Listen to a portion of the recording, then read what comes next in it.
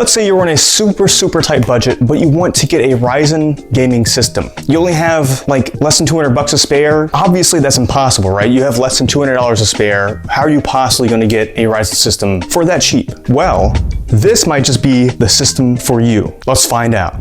All right, I got a package to unbox here. Basically, this is a pretty cheap Ryzen pre-built system. It's an HP system, and it got delayed by a day because it's been raining, and I guess the USPS guy wanted to be a little freak and not deliver it. You can tell here he got pretty mad. He really gave it a nice punch here, you know.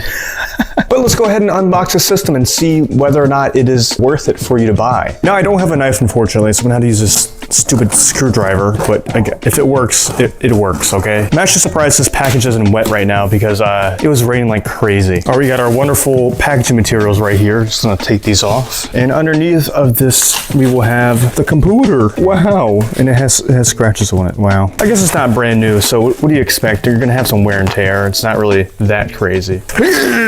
Okay, wow, this is actually pretty tiny. I guess I'm used to full tower systems, but you know, this is cool. And here we have it. We have our little Ryzen system. It's actually small. Now, there may be a few reasons why you would pick something up like this. Mostly if you want a, you know, pretty cheap desktop system. These are pretty cheap for what you're getting. Maybe you want to get it for a younger sibling or family member, or maybe a grandma. If you have a grandma that just wants a computer, this is pretty good for the price, but we're gonna see if it's worth it for maybe some of those gamers out there, those hardcore gamers. I'm just looking at the overall condition here. It is used, so I'm not expecting it to be flawless. You have some scuffs here and there, or whatever gunk that is. I don't freaking know. Especially like right here for some reason. I have no idea what this is. A lot of these were probably used in schools or like a library or office or something, so probably a lot of random people touched this, so my hands are probably infected right now. Whatever. Also, it came with this very interesting power cable. It's like flat. I've never seen a flat PC power cable before. This is a first for me, but I mean, it's probably not that uncommon. All right, so the total I paid for this entire system is $133.44. Now, what are you getting for that price? I will get into that. You're gonna see, trust me, you're gonna see what we can do with this system. But this is pretty inexpensive for a Ryzen system, right? I mean, AM4 isn't exactly the newest in the world, but it is semi-recent-ish. So we're gonna see if it's worth it to buy this system. Anyways, let's go ahead and get this system open up and see what we're working with. I think it's held on by just one screw here, so that's cool.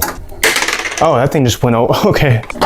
There we go. Quick and easy. So it looks pretty simple on the inside. So we have our CPU cooler, and underneath here is a CPU, an NVMe SSD, so that's cool to see. And this is I think this is actually the disk drive. This is pretty cool to see. I don't see any computers nowadays having disk drives, and I guess that's another benefit to getting a pre-built like this. It comes with disk drives, so that's cool if you need that. And then underneath here we have our random access memory. And as you can see, we don't have any dedicated graphics card. That's because this CPU has an iGPU. This is considered an APU, if you all know about that. So as you can guess, we're gonna be trying some gaming on this APU. So that's pretty cool. And yeah, as you can see, this system is pretty proprietary. We have some proprietary connectors down here or something. I don't know what the hell that is. That might be one of the downsides to this. You can't really just swap out the motherboard. You're stuck with what you have, and that might come into play later and why you might not want to consider this, but we'll see about that. We'll see. But anyways, let's go ahead and get this thing started up. All right, I have the system set up along with the TV of pain and agony. Yes, this thing sucks, but it'll be fine for testing. And you can't forget my e-waste keyboard. Always love that. But anyways, we're gonna go ahead and see if this thing will even turn on, because I haven't even turned this thing on yet. I don't know if it works. It could be broken for all I know. All right, gonna turn that thing on right now. Oh, it light up. And I forgot to plug in the freaking HDMI. I'm a big dum-dum. 1 second. Oh, well, we're in Windows, I guess. I'm gonna go ahead and get into the BIOS real quick just to look over some stuff before we go into Windows. Okay, we made it here into the good old UEFI BIOS, wherever you want to freaking call it, I don't know. Anyways, in the top left, you can see our full specifications for the system, so it's no longer a mystery. We have a Ryzen 3 3200G with Radeon Vega graphics, wow. And additionally, we have 16 gigabytes of DDR4 running at 2133 megahertz.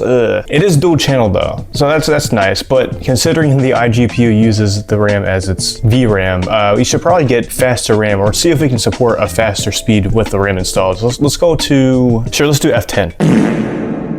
So going over the specs, I'm gonna go into the full details. We have a 4-core, 4-thread Ryzen, and I know that's not the greatest in 2025, but it's Ryzen, so you know, whatever, I guess. And it also comes with Radeon Vega graphics, and that is the Vega 8, which means that it has 8 GPU cores, which is, I mean, for its time at least, it was pretty good. I think the best Vega graphics you can get is the Vega 11, which is 11 GPU cores, but I mean, 8 is still pretty good. And you might see that we're at 13.9, and that basically just means that 2 gigabytes of the 16 is allocated towards the iGPU for its dedicated VRAM. So next we have the SSD that's included, and it's a 256 gigabyte SSD, so pretty low capacity, but I mean, it's an SSD, it's fast, it will boot fast, things will load fast. That's about all you need out of a system in this price range. It's pretty good. And we do have AMD Radeon software, wow. Oh, how dare they freaking install my AMD drivers wrong. Those little freaking... Well, I'll go ahead and take care of that. I'll install some games, and we're gonna see how this thing can game in 2025, this very budget Ryzen system. So I'll be right back. All right, so we're gonna start out light, and we're gonna do Fallout 3. I know, it's not New Vegas, I'm sorry. But I wanna get like a comparison between the GT 610 just to see how much better the iGPU is in this system versus my first GPU. So let's just see what it detects real quick. All right, so it's detecting for high quality, and that's the same as it detected for my GT 610, I think, but it didn't run very good. But you know, I think we're gonna be fine at high settings, and we're all gonna be playing this game at good old 720p. That's gonna be, I think, all games in this video, I think we're gonna be playing at 720p just because I think 720p is a generally good resolution to use for the good old Vega 8 graphics. But let's go ahead and try out Fallout 3 with the high preset at 720p. All right, we are in Megaton right now. I played this game a little bit off screen, and we're at a rock solid 60 FPS so far. I mean, way better than my GT 610 would have done for sure. That thing was cooked. But yeah, I'm mostly just throwing these older games in because I think it's a realistic scenario to want to play some older games on a, you know, more low-powered iGPU like this. But I'm gonna make my way to the open world just to get a worst-case scenario. What the freaking scenario? All right, we are outside, and my GT 610, keep in mind, that thing at the lowest possible, not just low preset, like lowest possible settings would drop to like 30s out here in the open world. But here we are, playing this game at the high preset on this iGPU, and it's solid 60 right now. That's really nice to see. But don't you worry, I'm gonna be stressing the hell out of this iGPU later, once we get into more stressful games. I just wanted to give like a little warm-up, you know, a little leg stretch before we really get into the nitty-gritty here. Rest in peace, Doodle Bob, man, whatever the hell his name was. Enjoy.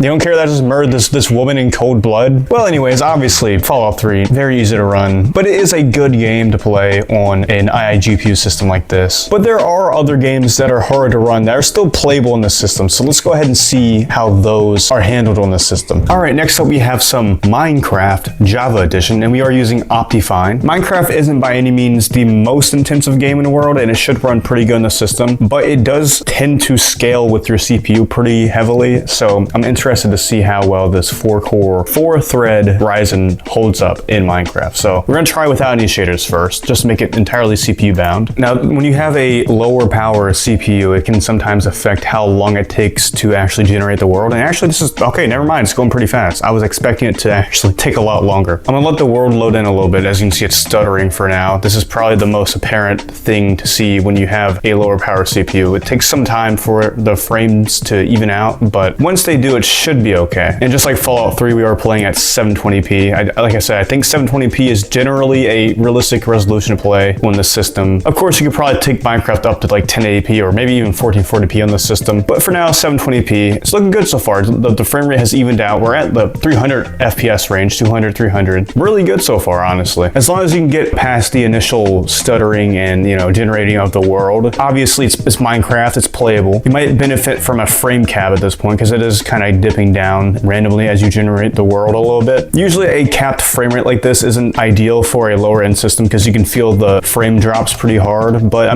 this just shows you the upper range of what to expect from a system like this. I should probably mention that we're running at 8 render distance, but this is just regular old Minecraft. Let's try it with some light shaders real quick just to see what the iGPU can actually do. All right, we are now on the Soda Shaders Light Shader Pack, and we're dropping below 60 here so far. I do believe if we had fast faster RAM, it wouldn't drop below 60, or it would at least not drop as far below 60. But it's still a playable experience so far for sure, and it looks a lot better compared to base Minecraft with no shaders. You can tell it's a light shader pack because the water is not very reflective at all, and it looks kind of flat. But I mean, it's still pretty good. I don't think that it's the most ideal experience playing, unless you're okay with sub 60. In that case, then I guess it's fine. I mean, you know, it still looks pretty. I do think that the iGPU really does become a bottleneck when it comes to more GPU-bound games like Minecraft with shaders. And obviously, upgrading the RAM would be the most ideal solution to alleviating that bottleneck in this particular system. But honestly, I don't know if I would say upgrading your RAM is what you should do with this. I think out of everything you could upgrade, the GPU would obviously be something that I would want to slot into the system, because it would probably give you the most noticeable increase in performance across the board. Obviously, that depends on the game. Some games are more CPU bound, like Minecraft without shaders, but it's still playable with these lighter shaders. I'm not complaining. I am still able to just walk around and I guess run around. I don't know. It's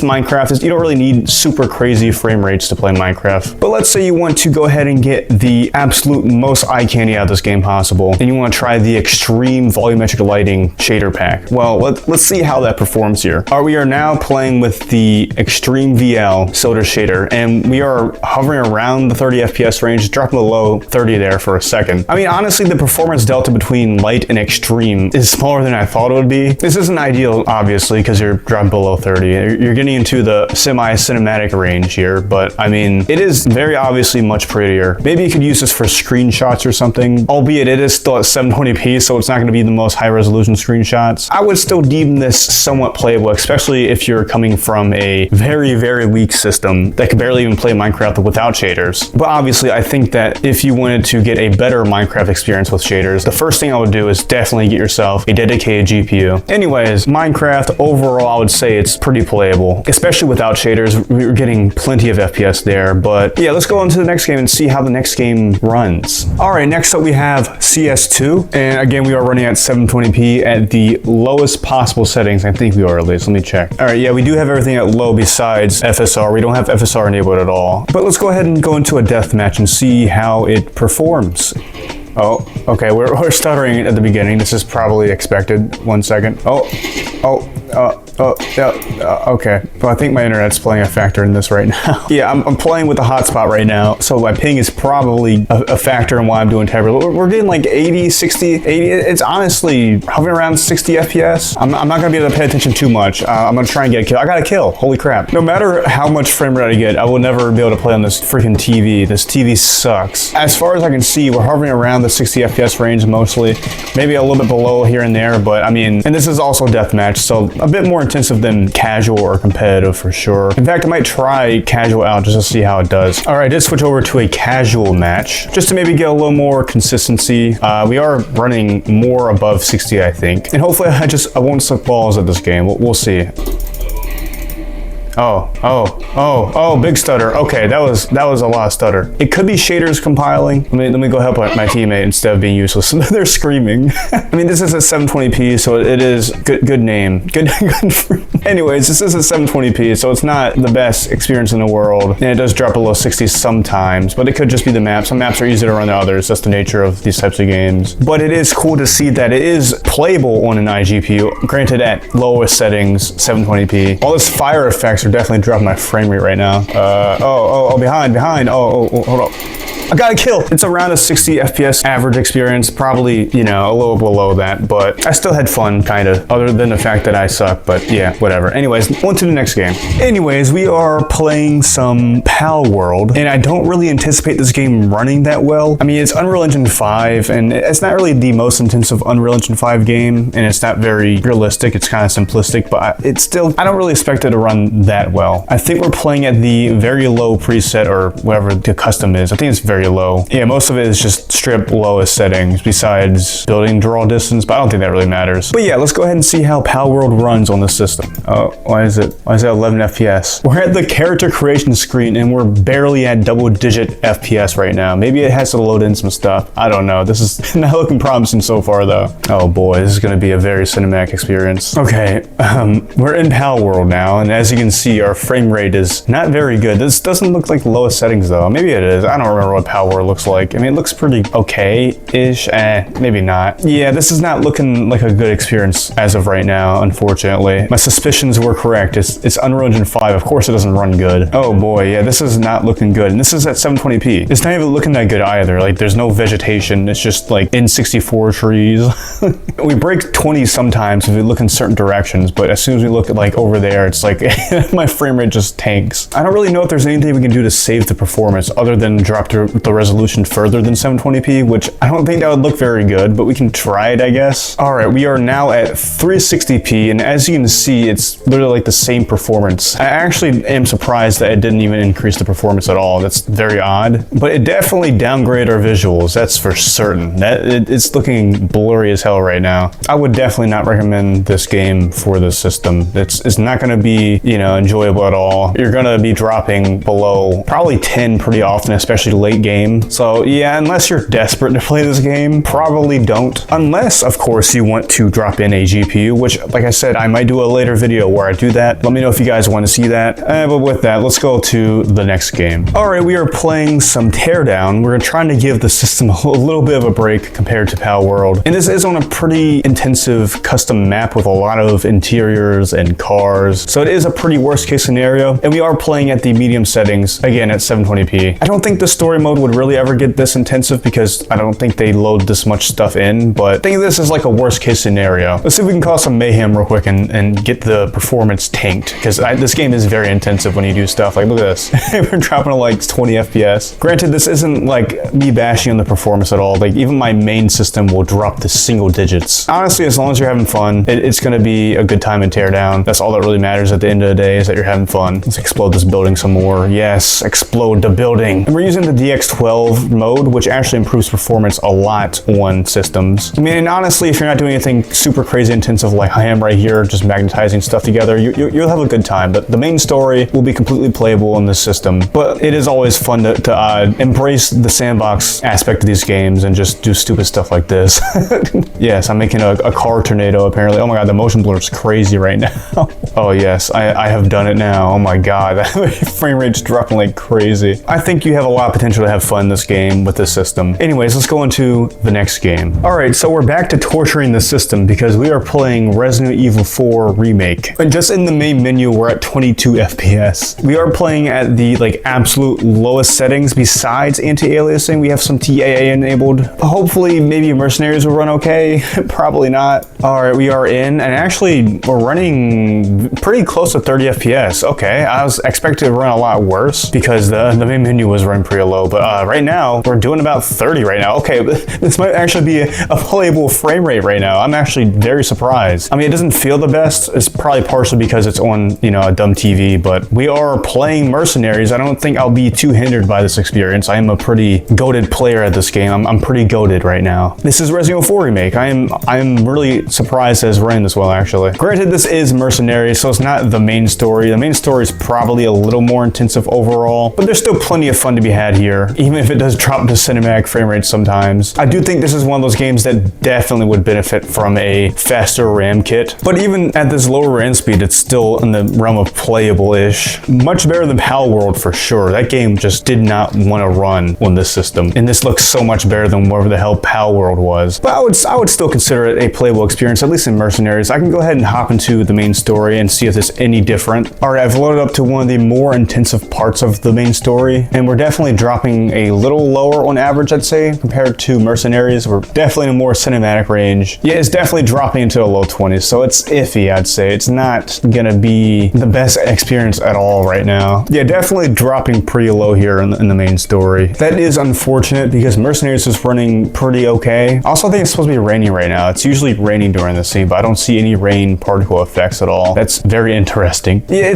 I think in this situation, better RAM would definitely benefit the system, but I do think it's probably more worth your time to invest into a GPU for games like this. You could squeeze more performance out of the iGPU, but overall your money would be better spent on an actual dedicated GPU, at least in my opinion. Anyways, this has been gaming on a cheap Ryzen pre-built. Let me go ahead and give my overall opinion on this and whether or not you should buy this, and also what kind of upgrades you should consider if you have a system like this. So overall, how am I feeling about the overall gaming performance of this cheap Ryzen pre-built? Well, I would definitely say it's more more of a mixed bag than I would have liked. It does perform pretty good in older games or indie titles, easier to run games, but it still struggles in some games like CS2, especially Palworld. You generally can't play anything beyond a certain point on this system as it is right now, at least. Now, I know this is a Ryzen system, and usually Ryzen is known for having pretty good upgradability. However, with this specific system, and I did look into this, it only supports up to a Ryzen 5 3400G, which is kind of very limiting actually, which is unfortunate because I was hoping that this at least would support maybe like a Ryzen 5 3600 or 3700X, but unfortunately, just as the system is, there aren't a lot of upgrade paths for you. So would I say to go out and buy the system with your own money? Probably not. There's probably other investments you can get, even in the pre-built space, that will be a better overall future investment for you. But let's say you're stuck with this system. Someone bought it for you, or you got gifted it, or something like that. What exactly can you do to make this system a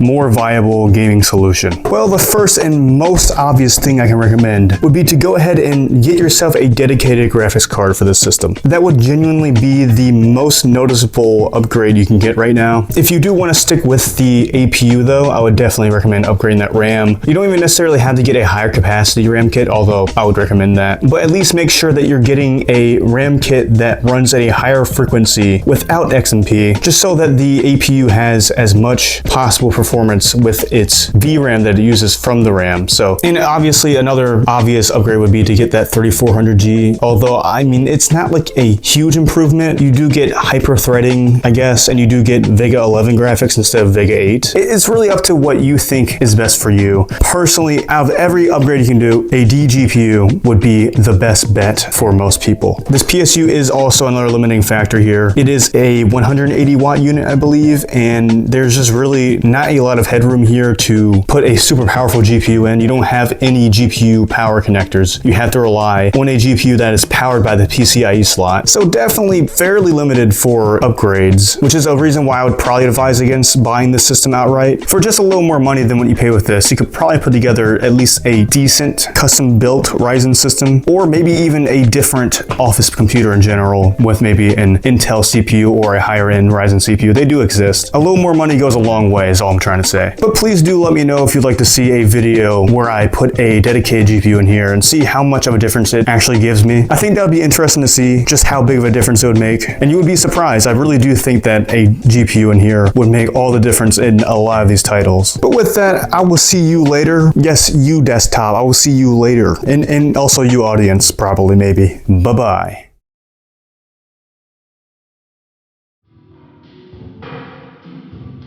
Thank you for watching. A big thank you to all my channel members that have decided to give me their money and support my channel. I really appreciate that. If it weren't for them, I would not be making these videos. So thank you.